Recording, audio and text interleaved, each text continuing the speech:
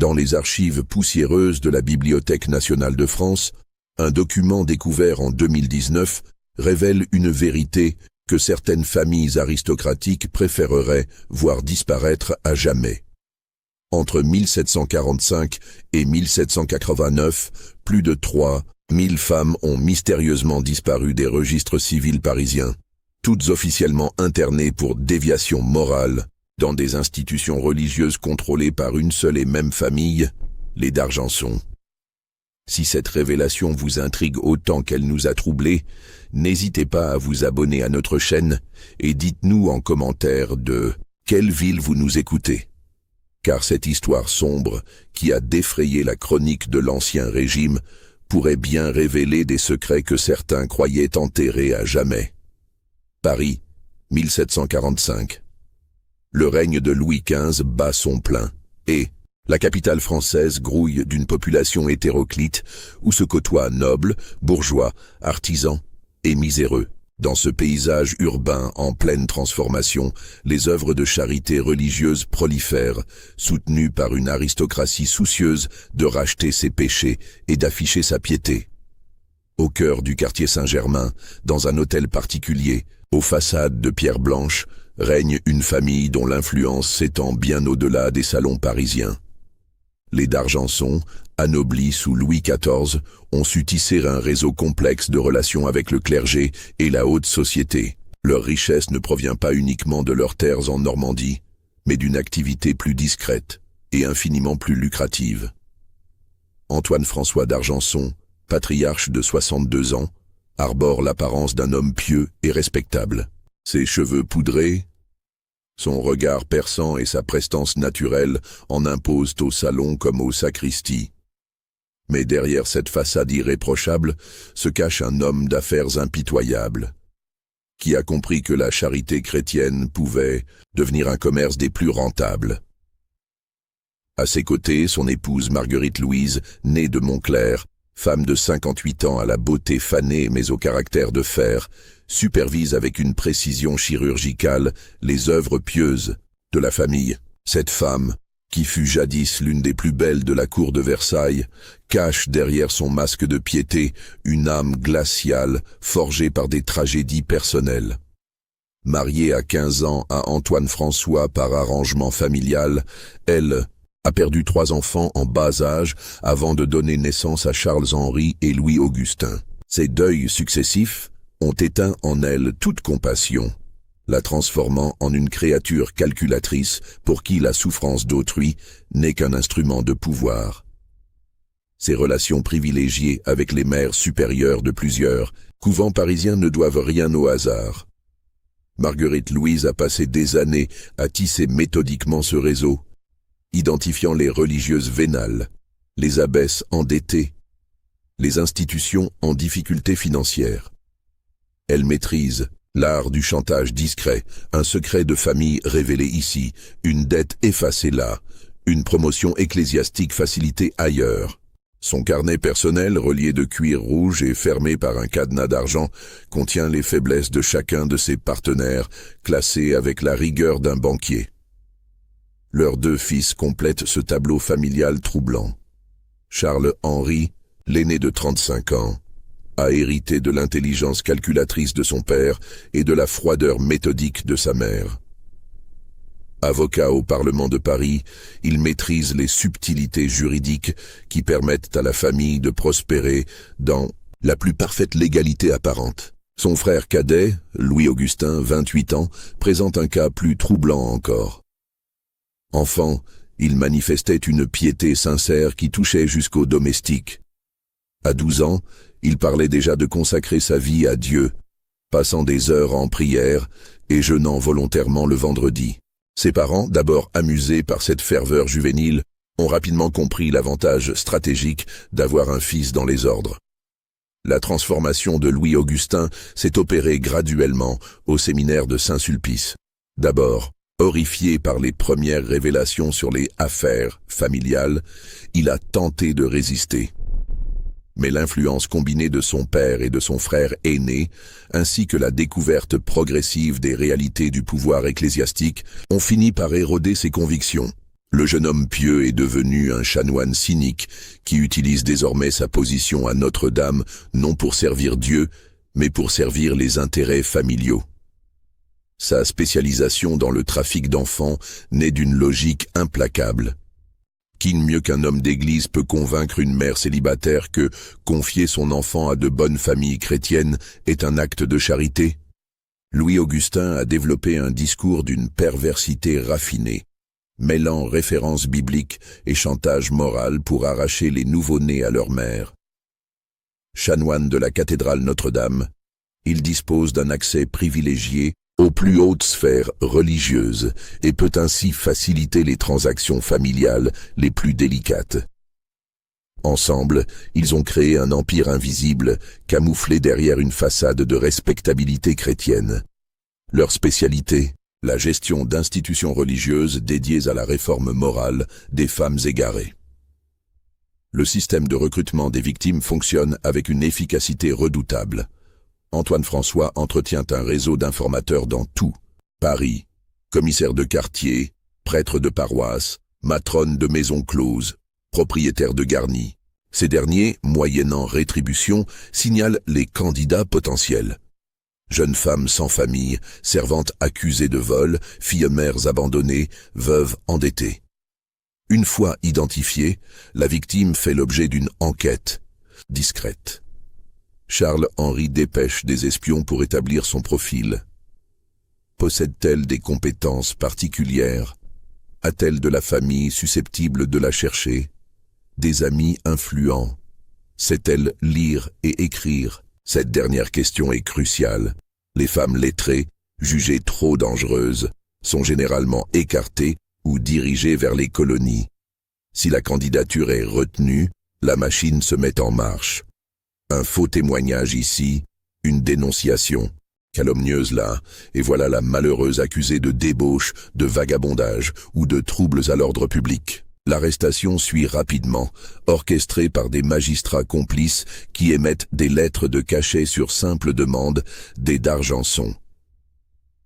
L'histoire commence véritablement un matin de novembre 1745, dans les couloirs feutrés du couvent des pénitentes de Sainte-Madeleine, rue du Cherche-Midi. Sœur Marie-Céleste, une novice de 23 ans arrivée récemment de Bretagne, s'acquitte de ses tâches quotidiennes avec la ferveur d'une âme sincèrement dévouée à Dieu.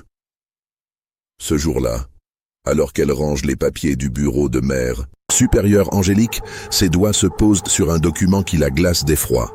Une liste manuscrite, rédigée d'une écriture soignée, énumère des noms de femmes suivis de sommes d'argent considérables. Mais ce ne sont pas des donations pieuses qui y figurent.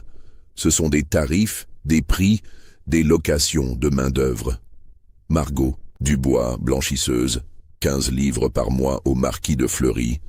Anne-Marie Couture, couturière, 12 livres par mois à Madame la Duchesse de Polignac. Jeanne Lefebvre, cuisinière, 18 livres par mois chez Monsieur le Comte de Broglie. La liste s'étend sur plusieurs pages, chaque nom accompagné d'une mention troublante, interné pour déviation morale ou en réforme spirituelle. Ce qui frappe Marie-Céleste, c'est la précision comptable du document. À côté de chaque nom figurent des annotations détaillées. C'est brodé, excellente pour dame de qualité, forte constitution, convient aux gros travaux, silencieuse et soumise, parfaite pour secret de famille. Certains noms portent des mentions plus sinistres, récalcitrantes, surveillée, fugue tentée, transférée, décédée en service, remplacée. Le cœur de Marie-Céleste se serre. Ces femmes, elle les a côtoyées dans les couloirs de l'institution. Officiellement, elles sont là pour purifier leur âme et retrouver le chemin de la vertu. Dans la réalité, elles disparaissent chaque matin avant l'aube pour ne revenir qu'à la nuit tombée, épuisée et silencieuse. Mais ce qui l'horrifie le plus, c'est de découvrir en marge du document une comptabilité parallèle tenue par Marguerite Louise d'Argenson elle-même. Cette dernière a calculé avec une précision de banquier les coûts et bénéfices de chaque pensionnaire. Acquisition, pot de vin plus frais légaux, 8 livres. Entretien mensuel, 3 livres. Location. Mensuel, 15 livres. Bénéfice net annuel, 144 livres. Pour cette femme, chaque être humain interné représente un investissement rentable. Mais ce qui achève de l'horrifier, c'est la signature au bas du document. A.F. d'Argenson, administrateur des œuvres charitables de Paris, suivi d'un sceau que la jeune femme reconnaît immédiatement. Elle l'a vu orner les lettres que reçoit régulièrement la mère supérieure, ces missives qui arrivent dans des enveloppes de papier fin, parfumées à la lavande. Ce soir-là, dans le silence de sa cellule, Marie-Céleste prie avec une ferveur désespérée. Mais ses prières ne parviennent pas à chasser de son esprit les images qui l'obsèdent, ces femmes aux mains abîmées, aux regards éteints, qui travaillent dans l'ombre pour enrichir ceux qui prétendent les sauver. Elle ne se doute pas qu'à quelques kilomètres de là, dans l'hôtel particulier des d'Argenson, une conversation inquiétante se déroule dans le bureau d'Antoine François. Marguerite Louise vient d'apprendre par Mère supérieure Angélique qu'une novice pose trop de questions. Cette petite bretonne devient gênante, murmure-t-elle en faisant tourner entre ses doigts une bague ornée du sceau familial. Angélique m'a dit qu'elle traînait près du bureau, qu'elle regardait les registres avec trop d'attention. Antoine François, assis derrière son secrétaire d'acajou, lève à peine les yeux de ses comptes. Une novice curieuse, c'est si rare. Son ton ironique ne trompe personne sur le sérieux de la situation. Charles-Henri, présent lui aussi à cette réunion familiale nocturne, intervient avec sa froideur habituelle. Il faut vérifier ce qu'elle sait exactement. Si elle a vu les listes, elle représente un danger. Nous ne pouvons pas nous permettre un scandale maintenant que l'archevêque nous fait confiance. Cette scène, Marie-Céleste ne la connaîtra jamais. Mais dès le lendemain, elle remarque des changements subtils dans l'attitude du personnel religieux à son égard. Les regards se détournent quand elle passe, les conversations cessent à son approche, et Mère supérieure Angélique trouve soudain 1000 prétextes pour lui confier des tâches l'éloignant du bureau administratif. Les jours suivants, Marie-Céleste observe avec une attention nouvelle la routine de l'institution. Ce qu'elle découvre la remplit d'une horreur grandissante. Chaque matin, avant même les laudes, une trentaine de pénitentes quittent discrètement le couvent par une porte dérobée donnant sur la rue des Saints-Pères. Elles ne reviennent qu'à la tombée de la nuit, souvent accompagnées de voitures, aux armoiries nobles. Un soir, profitant de l'absence de la mère supérieure partie en visite pastorale, Marie-Céleste parvient à s'introduire dans le bureau interdit. Là, dans un secrétaire fermé à clé mais dont elle force la serrure avec une épingle à cheveux, elle découvre une correspondance qui dépasse ses pires appréhensions. Une lettre de Charles-Henri d'Argenson, datée du 15 septembre 1745, détaille avec une précision mercantile les services proposés par l'institution. Madame la Marquise trouvera dans nos protégés un personnel d'une discrétion absolue. Nos pensionnaires, reconnaissantes de la charité qui leur est accordée, acceptent de servir sans rémunération, considérant leur labeur comme une forme de pénitence salvatrice. Une autre missive, signée de Louis-Augustin d'Argenson et adressée à un prélat de la curie romaine, évoque l'extension de nos œuvres charitables à d'autres diocèses et mentionne l'excellence de nos méthodes de réforme morale, qui concilient utilité sociale et rédemption spirituelle. Dans cette même lettre, le chanoine détaille avec un cynisme glaçant ses innovations pastorales. J'ai développé une méthode particulièrement efficace pour convaincre les mères célibataires de confier leurs enfants à notre œuvre. En m'appuyant sur les Écritures, particulièrement l'exemple de la Sainte Vierge confiant Jésus à Joseph, je leur explique que donner leur enfant à une famille pieuse constitue un acte de charité chrétienne supérieur à l'égoïsme maternel. Les plus récalcitrantes cèdent généralement quand je leur rappelle que l'Église peut les excommunier pour fornication. Mais c'est dans une lettre de Marguerite Louise d'Argenson à son mari que Marie-Céleste découvre l'étendue véritable du système. L'épouse y détaille avec un pragmatisme glaçant les critères de sélection des pensionnaires. Privilégier les femmes jeunes, sans famille, accusées de mœurs dissolues ou de vagabondage. Évitez celles qui savent lire, trop portées, à la contestation. Préférez les campagnardes aux citadines, moins revendicatrices. Les filles mères sont particulièrement précieuses, on peut séparer l'enfant de la mère et doubler ainsi le profit. Cette lettre révèle aussi l'existence d'un catalogue secret que Marguerite Louise fait circuler parmi sa clientèle aristocratique. Ce document, rédigé avec l'élégance d'un manuel de savoir-vivre, présente les services disponibles selon les besoins de chaque famille. Pour les maisons soucieuses de discrétion, nous proposons des femmes muettes de naissance ou rendues muettes par les circonstances. Pour les familles nombreuses, nos pensionnaires robustes supportent les gros travaux.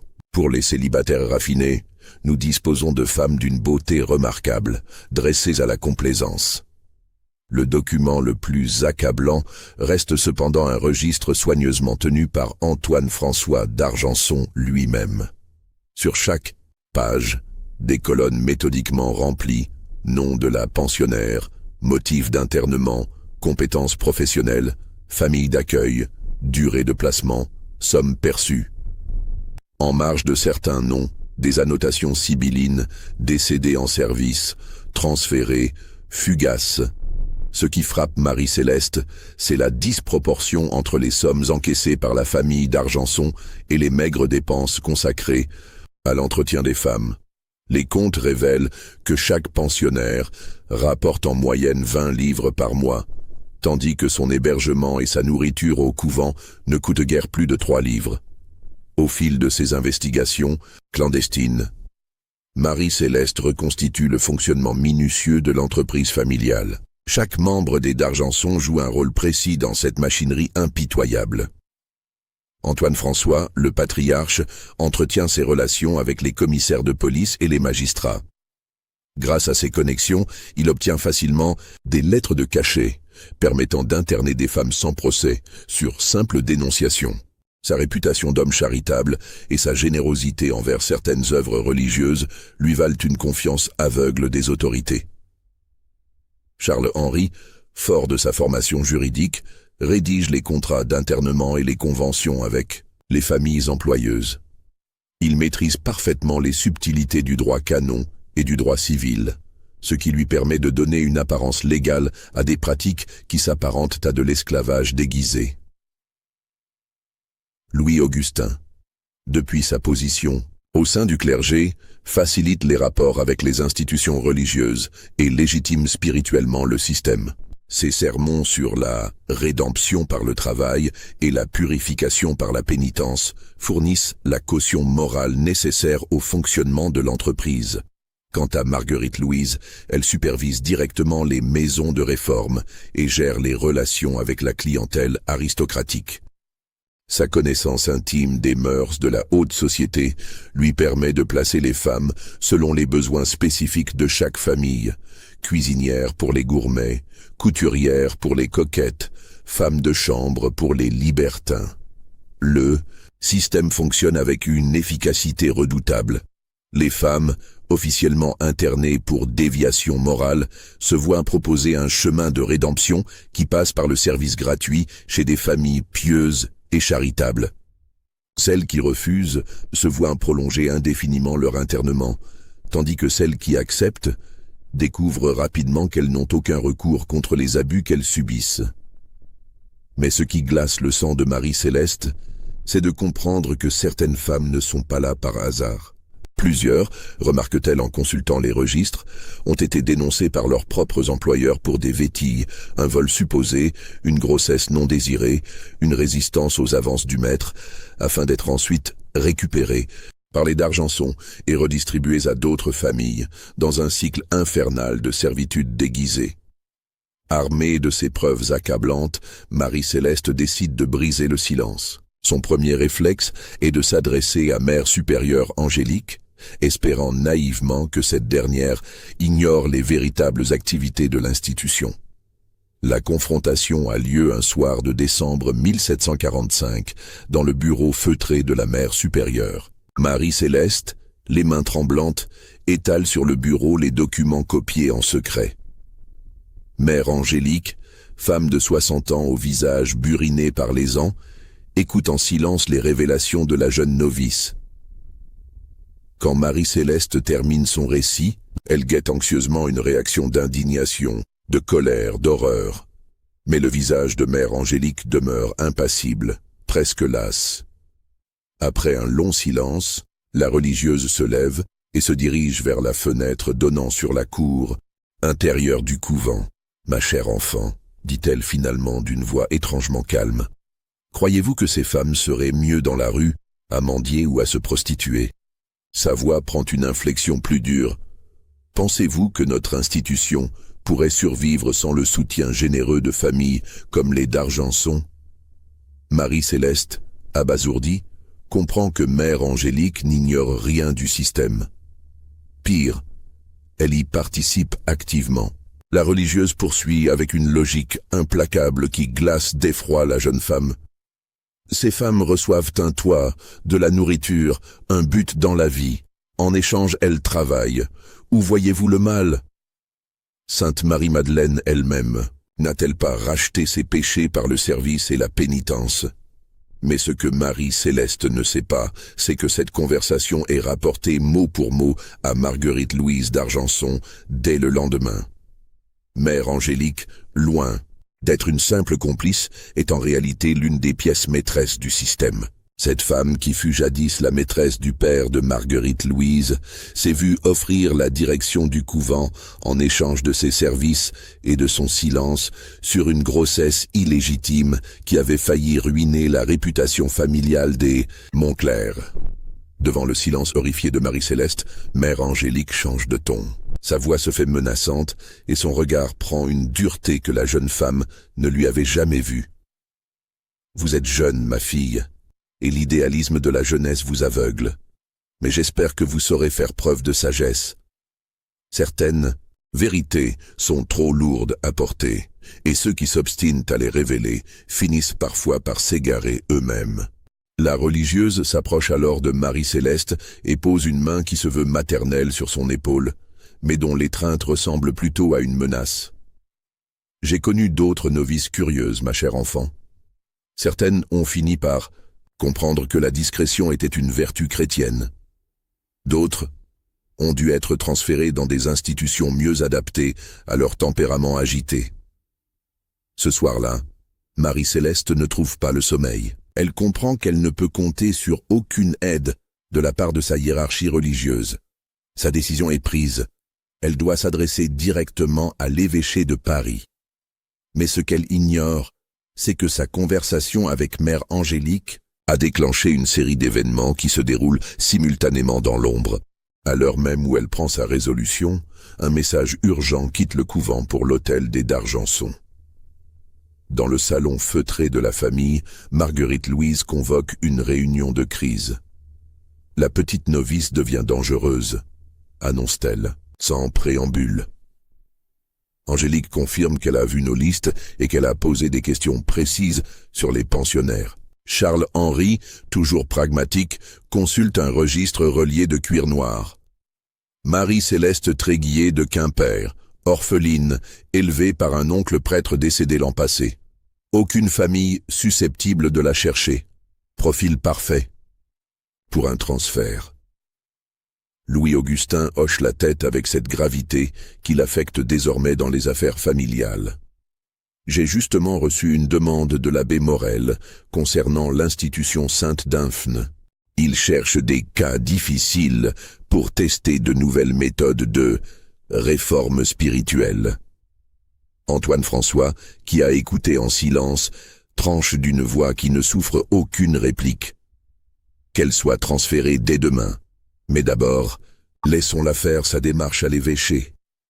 Nous verrons ainsi si elle a confié ses soupçons à d'autres personnes. L'abbé Morel nous renseignera sur le contenu exact de ces révélations. La famille ne sait pas encore que Marie-Céleste a déjà prévu une assurance. Cette nuit même, elle rédige une lettre détaillée qu'elle confie à sœur Marguerite, une religieuse âgée en qui elle a confiance, avec instruction de la remettre au commissaire de police si elle venait à disparaître. Vous vous demandez sûrement si Marie-Céleste parviendra à révéler la vérité et à libérer ces femmes de leur servitude. Si cette histoire vous tient en haleine, n'hésitez pas à liker cette vidéo et à partager vos hypothèses en commentaire. Mais préparez-vous, car ce qui suit va vous glacer le sang. Le 18 décembre 1745, Marie-Céleste parvient à quitter discrètement le couvent pour se rendre au palais épiscopal. Là, elle demande audience auprès de Monseigneur Christophe de Beaumont, archevêque de Paris. Après une longue attente, elle est finalement reçue par l'abbé Morel, secrétaire particulier du prélat. Dans un bureau au mur tapissé de livres, reliés de cuir, Marie-Céleste expose son cas avec toute la conviction dont elle est capable. Elle présente les preuves qu'elle a rassemblées, détaille le système mis en place par les d'Argenson, dénonce l'exploitation des femmes internées. L'abbé Morel, homme de 40 ans au visage austère, l'écoute avec une attention qui semble bienveillante. Il pose des questions précises, demande des détails, note soigneusement les noms et les dates. Marie-Céleste, encouragée par cet accueil, se sent renaître. Enfin, quelqu'un va l'aider à faire éclater la vérité. Mais quand elle termine son récit, l'abbé Morel referme son carnet avec un geste sec. « Ma fille, dit-il d'une voix qui a perdu toute chaleur, les accusations que vous portez sont d'une gravité extrême. Elles salissent la réputation de familles respectables et d'institutions pieuses. Êtes-vous certaine de ne pas être influencée par des visions, des hallucinations? Il arrive que la vie conventuelle, chez les tempéraments sensibles, provoque des troubles de l'esprit. » Marie-Céleste, abasourdie, proteste de sa lucidité. Mais l'abbé Morel continue, imperturbable. « Je vais transmettre votre témoignage à qui de droit. En attendant, je vous conseille vivement de retourner dans votre couvent et de vous concentrer sur vos devoirs religieux. La méditation et la prière vous aideront à distinguer la réalité de l'imagination. » Quand Marie-Céleste quitte le palais épiscopal, elle ne sait pas encore qu'elle vient de signer son arrêt de mort sociale. Car l'abbé Morel, loin de transmettre sa plainte à l'archevêque, s'empresse de prévenir ses véritables maîtres. Le lendemain matin, une lettre scellée aux armes des d'Argenson arrive dans le bureau de Mère supérieure Angélique. Le message est bref mais explicite. Sœur Marie-Céleste souffre de troubles mentaux graves. Il convient de la transférer immédiatement dans une institution spécialisée pour son propre bien et celui de votre communauté. Le 20 décembre 1745, avant même l'aube, Marie-Céleste est réveillée par deux religieuses qu'elle ne connaît pas. Elle lui ordonne de les suivre sans explication. Quand elle demande où on l'emmène, la plus âgée répond sèchement « Vous allez recevoir les soins que nécessite votre état. » Une voiture au rideau tiré l'attend dans la cour du couvent. Le trajet dure plusieurs heures, à travers des rues qu'elle ne reconnaît pas. Quand le véhicule s'arrête enfin, Marie-Céleste découvre un bâtiment sinistre aux murs de pierre noire, entouré de hautes grilles. Au-dessus du portail, une inscription en latin « Domus Poenitentiae et Sanitatis » « Maison de pénitence et de santé ». L'institution Sainte Dymphne, comme elle s'appelle officiellement, est l'une des créations les plus abouties de la famille d'Argenson. Officiellement, il s'agit d'un refuge pour femmes souffrant de troubles mentaux et moraux. Dans la réalité, c'est une prison déguisée où sont enfermées celles qui menacent l'ordre établi. Marie-Céleste est accueillie par sœur Marthe Agnès, une femme de 50 ans à l'allure militaire qui dirige l'institution d'une main de fer. Dès le premier jour, la jeune femme comprend qu'elle est tombée dans un piège sans fond. Officiellement, elle est là pour soigner ses hallucinations et ses délires de persécution. En réalité, elle découvre un univers d'une taille cruauté méthodique. L'institution abrite une 50aine de femmes, officiellement toutes malades mentales. Mais Marie-Céleste ne tarde pas à comprendre que la plupart sont là pour des raisons similaires à la sienne. Elles ont découvert des secrets que d'autres préféraient voir taire.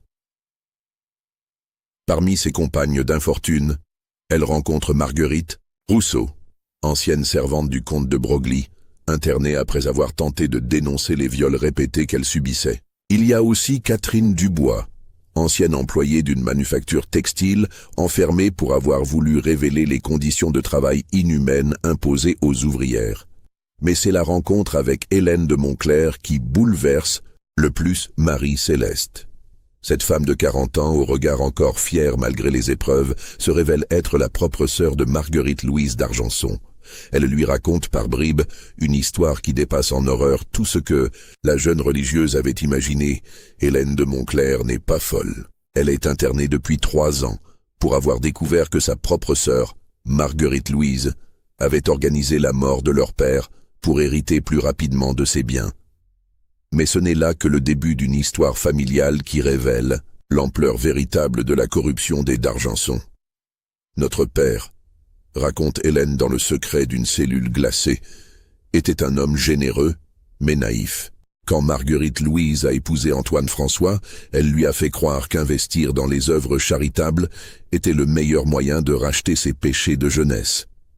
Il a donné des sommes considérables, sans jamais s'interroger sur l'usage qui en était fait.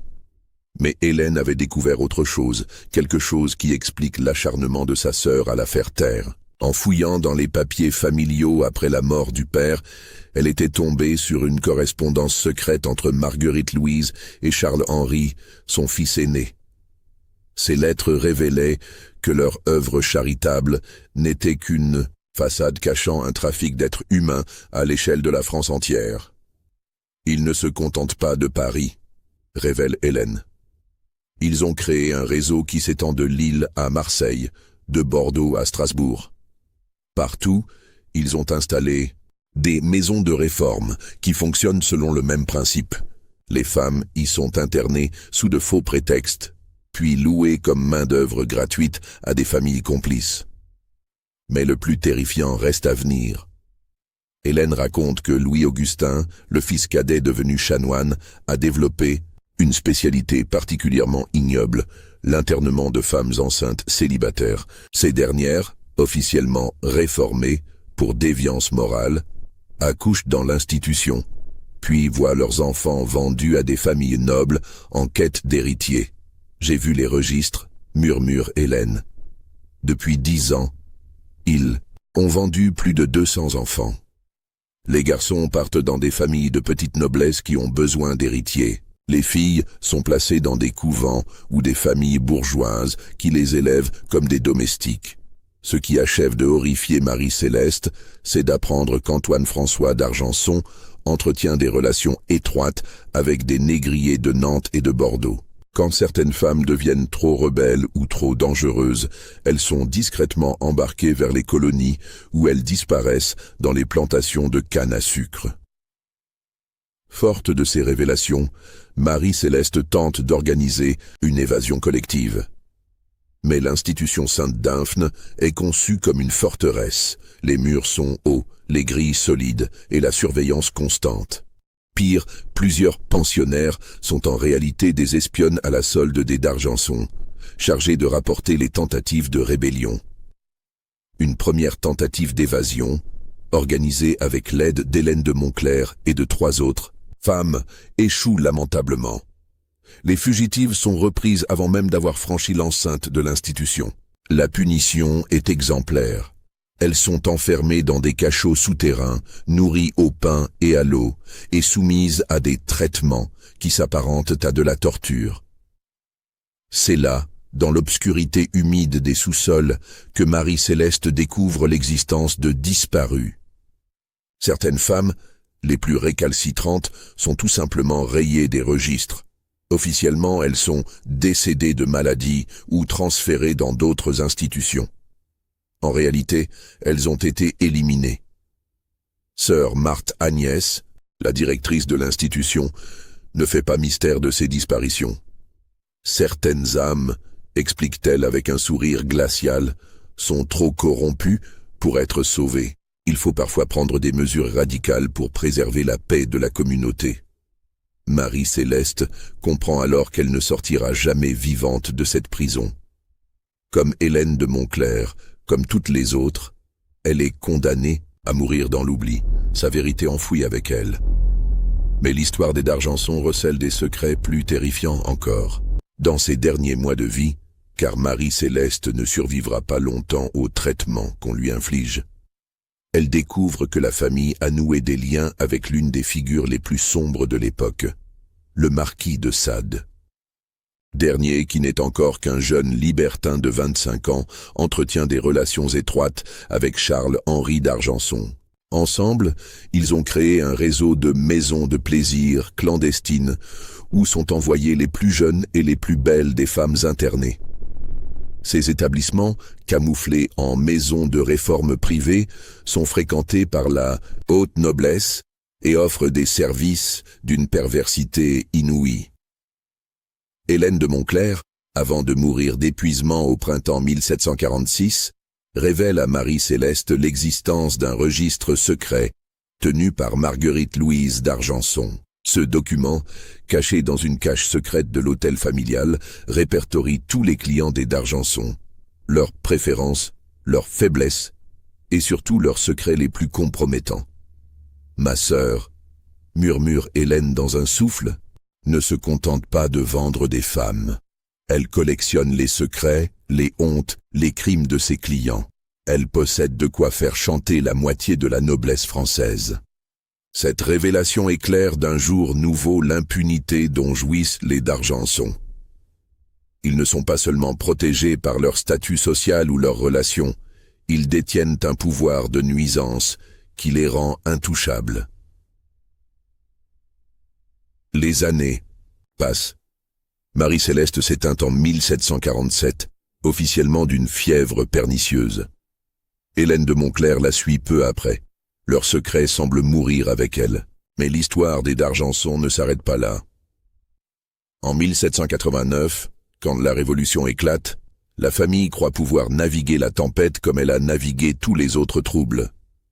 Antoine François, désormais âgé de plus de 80 ans, pense que ses relations avec certains révolutionnaires modérés le protégeront.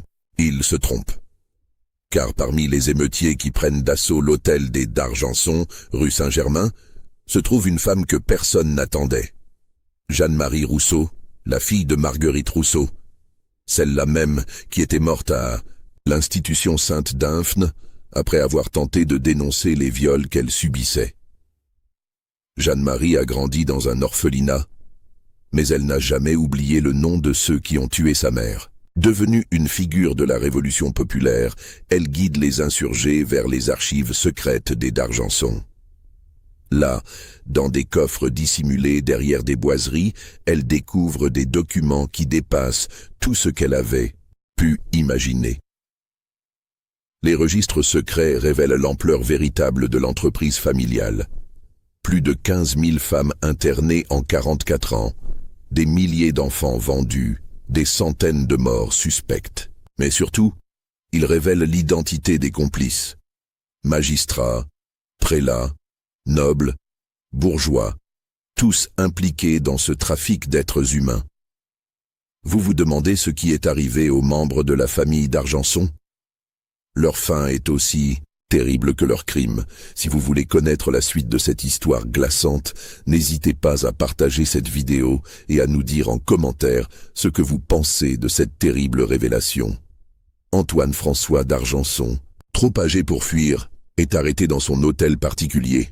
Confronté aux preuves de ses crimes, il nie d'abord, puis tente de rejeter la responsabilité sur ses fils. Mais face à l'accumulation de témoignages et de documents, il finit par avouer. Il sera guillotiné le 15 février 1794, à l'âge de 91 ans. Charles-Henri, l'avocat de la famille, parvient à s'enfuir vers l'Angleterre, mais il est rattrapé par la justice révolutionnaire. Extradé en 1793, il sera jugé et exécuté le 3 mars 1794. Ces derniers mots, rapportés par le bourreau, glacent d'effroi l'assistance. Nous n'étions que les instruments d'un système. D'autres continuent notre œuvre. Louis-Augustin le chanoine connaît un sort différent mais tout aussi terrible. Ayant renié ses vœux pour échapper aux persécutions anticléricales, il tente de se faire passer pour un simple citoyen. Mais sa participation au trafic d'enfants est révélée par les témoignages de plusieurs femmes survivantes. Arrêté en 1793, il est jugé pour crime contre l'humanité, une expression qui apparaît pour la première fois dans les actes d'accusation. Sa mort sur l'échafaud, le 28 avril 1794, marque symboliquement la fin d'une époque. Quant à Marguerite Louise, la matriarche de la famille, son destin est peut-être le plus atroce. Capturée alors qu'elle tentait de fuir vers l'Allemagne, avec une malle remplie d'or et de bijoux volés à ses victimes, elle est ramenée à Paris, enchaînée. Mais avant même son procès, elle meurt dans sa cellule de la conciergerie, officiellement d'une attaque d'apoplexie. Officieusement, les gardiens racontent qu'elle a été retrouvée le matin, le visage figé dans une expression de terreur absolue, comme si elle avait vu quelque chose d'indicible. Mais l'histoire des d'Argenson ne s'achève pas avec leur exécution, car leurs crimes ont laissé des traces indélébiles dans le tissu social français. Les documents saisis dans leur hôtel particulier révèlent l'existence d'un réseau de complicité qui s'étend bien au-delà de la famille. Plus de 300 familles nobles et bourgeoises sont impliquées dans le trafic. Beaucoup échappent à la justice révolutionnaire en fuyant à l'étranger ou en se cachant. Mais certaines, revenues sous l'Empire ou la Restauration, reprennent discrètement leurs activités criminelles. Jeanne-Marie Rousseau, devenue l'une des figures de la justice révolutionnaire, consacre sa vie à traquer ses complices. Ses recherches révèlent que le système mis en place par les d'Argenson a inspiré d'autres réseaux similaires en Europe. En Angleterre, en Allemagne, en Italie, des familles aristocratiques ont adopté les mêmes méthodes: internement abusif, travail forcé déguisé en œuvre charitable, trafic d'enfants. Mais c'est en découvrant le registre secret de Marguerite Louise d'Argenson que Jeanne-Marie comprend l'ampleur véritable du mal. Ce document, miraculeusement épargné par les flammes qui ont détruit une partie des archives, révèle que la famille avait noué des contacts avec des trafiquants d'esclaves américains et des planteurs des Antilles. Des centaines de femmes françaises, officiellement mortes en détention, ont en réalité été vendues et déportées vers les colonies. Là-bas, elles ont disparu dans l'enfer des plantations, leurs descendants métissés devenant à leur tour esclaves. Cette découverte révèle que les d'Argenson n'étaient pas seulement des criminels locaux, mais les maillons d'une chaîne internationale de traite d'êtres humains. En 1795, alors que la terreur s'achève et que la France tente de panser ses plaies, plusieurs femmes survivantes du système d'Argenson acceptent de témoigner publiquement. Leur récit, consigné par des greffiers, constitue un témoignage poignant sur l'une des pages les plus sombres de l'histoire française. Marie-Antoinette Dubois, aucun lien avec la reine, ancienne pensionnaire de l'institution Sainte-Dymphne, raconte comment elle a survécu 6 années d'internement. Internée à 16 ans pour avoir refusé un mariage arrangé par son tuteur, elle a été contrainte de travailler dans les cuisines de l'hôtel de Soubise, officiellement comme pénitence spirituelle. Nous nous levions à 4 heures du matin, raconte-t-elle. Nous travaillions jusqu'à minuit, sans pause, sans salaire. Quand nous tombions malades, on nous disait que c'était la volonté de Dieu. Quand nous protestions, on nous mettait au cachot. Plusieurs de mes compagnes sont mortes d'épuisement. Elles avaient moins de 20 ans. Encore plus bouleversant est le témoignage de Catherine Élisabeth de Montmorency, fille illégitime d'un duc internée à 13 ans après la mort de sa mère. Elle révèle l'existence d'un trafic d'enfants aristocratique organisé par Louis-Augustin d'Argenson. Il séparait les enfants selon leur naissance, explique-t-elle. Ceux de sang noble étaient vendus à des familles qui avaient besoin d'héritiers. Les autres étaient placés comme domestiques ou envoyés dans les colonies. Moi, j'ai eu de la chance. Mes traits révélaient mes origines nobles. J'ai été vendu à une famille de banquiers lyonnais qui m'a élevé comme leur fille. Mais j'ai vu partir des dizaines d'autres enfants vers des destins terribles. Le témoignage le plus accablant reste celui d'Agnès Moreau, ancienne religieuse de l'institution Sainte-Dymphne, qui a fini par rejoindre la résistance contre le système des d'Argenson. Elle révèle que plusieurs prélats de haut rang étaient impliqués dans le trafic, utilisant leur autorité spirituelle pour légitimer l'internement de femmes gênantes. L'archevêque de Paris lui-même, confie-t-elle, recevait chaque mois une somme considérable pour fermer les yeux. Quand des familles venaient demander des nouvelles de leurs filles disparues, il leur répondait que ces dernières avaient choisi la vie religieuse et renoncé au monde. C'était un mensonge. Ces femmes pourrissaient dans des geôles ou étaient mortes depuis longtemps. Mais ce qui trouble le plus les enquêteurs révolutionnaires, c'est de découvrir que certaines pratiques mises au point par les d'Argenson ont survécu à leur disparition. En 1798, 3 ans après la fin de la Terreur, des inspecteurs découvrent encore des institutions suspectes fonctionnant selon les mêmes méthodes. L'une d'elles, la maison de correction Sainte-Pélagie, près de Versailles, abrite encore 70 femmes officiellement internées pour troubles mentaux. L'enquête révèle qu'elles sont en réalité louées comme main-d'œuvre agricole aux fermiers de la région. La directrice, sœur Marie-Augustine, se révèle être une ancienne collaboratrice de Marguerite Louise d'Argenson. Plus troublant encore, les enquêteurs découvrent que certains enfants adoptés par les d'Argenson ont grandi et perpétué les pratiques familiales. Jean-Baptiste Roussel, officiellement orphelin recueilli par Charité chrétienne, est en réalité le fils d'une des victimes du système. Élevé par Charles-Henri d'Argenson, il a appris les méthodes de la famille et créé son propre réseau de trafic dans le sud de la France. Ces découvertes révèlent que les d'Argenson n'étaient pas des criminels isolés, mais les créateurs d'un système qui leur a survécu. Leurs méthodes ont fait école, inspirant d'autres réseaux qui ont continué à sévir pendant des décennies. En 1802, alors que Napoléon Bonaparte consolide son pouvoir, une découverte troublante vient relancer l'affaire d'Argenson. Des ouvriers chargés de rénover l'ancien hôtel particulier de la famille, devenu propriété de l'État, découvrent une salle secrète dissimulée derrière un mur. Cette pièce, soigneusement camouflée, contient des centaines de documents que les révolutionnaires n'avaient pas trouvés lors de leur perquisition. Parmi eux, des lettres compromettantes impliquant des personnalités qui ont survécu à la Révolution et occupent désormais des postes importants sous le consulat. Mais le document le plus troublant reste un testament secret rédigé par Antoine-François d'Argenson peu avant sa mort. Dans ce texte, le patriarche révèle l'existence d'un trésor familial caché quelque part en France, constitué de l'or et des bijoux accumulés pendant 40 années de trafic. Plus inquiétant, le testament mentionne l'existence d'un héritier secret, un descendant de la famille élevé dans l'ignorance de ses origines, mais formé depuis l'enfance pour reprendre l'œuvre familiale. Ce mystérieux héritier, dont l'identité n'est jamais révélée, aurait pour mission de reconstituer le réseau après la chute de l'Ancien Régime. Cette révélation plonge les autorités dans l'embarras.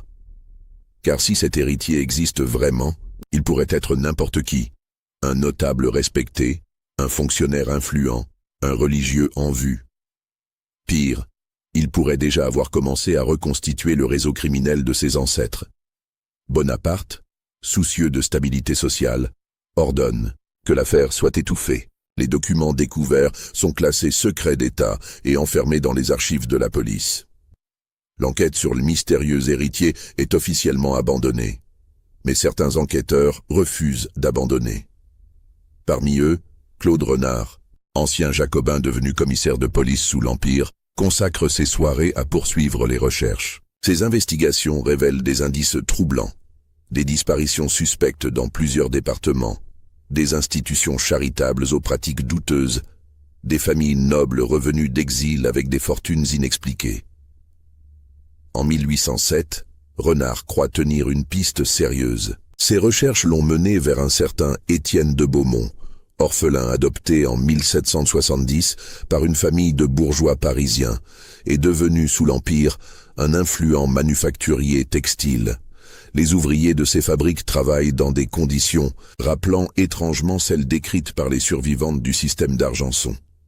Mais au moment où Renard s'apprête à arrêter Beaumont, il disparaît mystérieusement.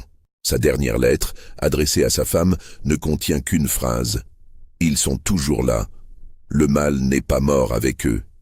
L'histoire aurait pu s'arrêter là si les archives nationales n'avaient pas révélé, en 1889, un siècle après la Révolution, de nouveaux documents troublants. À l'occasion du centenaire de 1789, des historiens chargés de classer les archives révolutionnaires tombent sur un dossier oublié. Les papiers personnels de Jeanne-Marie Rousseau. Cette dernière, morte en 1834, avait continué jusqu'à sa mort ses recherches sur les réseaux de trafic d'êtres humains. Ces notes révèlent qu'elle avait identifié plusieurs familles suspectes, toutes liées d'une manière ou d'une autre aux anciens complices des d'Argenson. Plus troublant, ces dernières recherches portaient sur l'émigration française vers l'Amérique du Nord. Elle avait découvert que plusieurs familles nobles, officiellement exilées pendant la Révolution, avaient en réalité continué leurs activités criminelles au Canada et en Louisiane, exploitant les populations autochtones et les immigrants pauvres selon les méthodes mises au point en France. Parmi ces familles figure celle des de Beaumont, dont le chef, un certain Étienne Charles, s'était installé à Montréal en 1808 avec une fortune considérable d'origine inconnue. Les recoupements effectués par Jeanne-Marie Rousseau ne laissent guère de doute. Il s'agit du même Étienne de Beaumont que recherchait le commissaire Renard. Nous arrivons au terme de cette histoire terrifiante, mais une question demeure. Tout cela s'est-il vraiment passé? Les documents existent-ils encore? Et surtout, des descendants de ces réseaux criminels sévissent-ils encore aujourd'hui? En 1945, lors de l'épuration qui suit la libération, plusieurs familles collaboratrices sont découvertes en possession de documents anciens mentionnant les méthodes d'Argenson. Certains résistants affirment que les nazis ont étudié ces textes pour perfectionner leur propre système de déportation. Plus récemment, en 2003, la découverte dans une villa abandonnée de la Côte d'Azur de lettres datant du XIXe siècle révèle l'existence possible d'une société secrète de la charité chrétienne, organisation clandestine qui aurait perpétué les traditions criminelles des d'Argenson jusqu'au milieu du XXe siècle. Ces lettres, authentifiées par les experts, décrivent un réseau international de trafic d'êtres humains camouflé en œuvres charitables. Les méthodes décrites sont identiques à celles utilisées par les d'Argenson.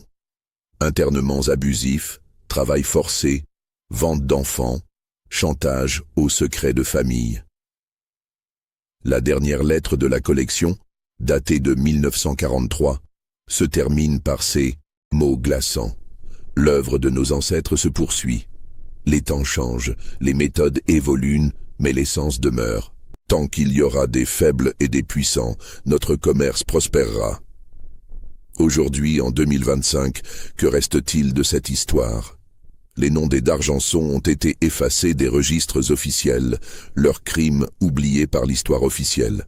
Mais parfois, dans les archives départementales ou les registres paroissiaux, un chercheur attentif peut encore découvrir des traces de leur passage.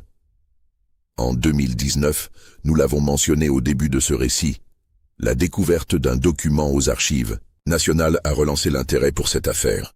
Ce registre, miraculeusement préservé, liste 3000 noms de femmes disparues entre 1745 et 1789. Toutes portent la mention « transférée pour réforme morale », suivie d'une signature « A.F. d'Argenson ».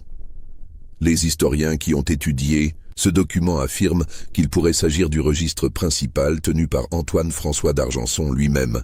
Si c'est le cas, il constitue la preuve définitive de l'existence du système que nous venons de décrire.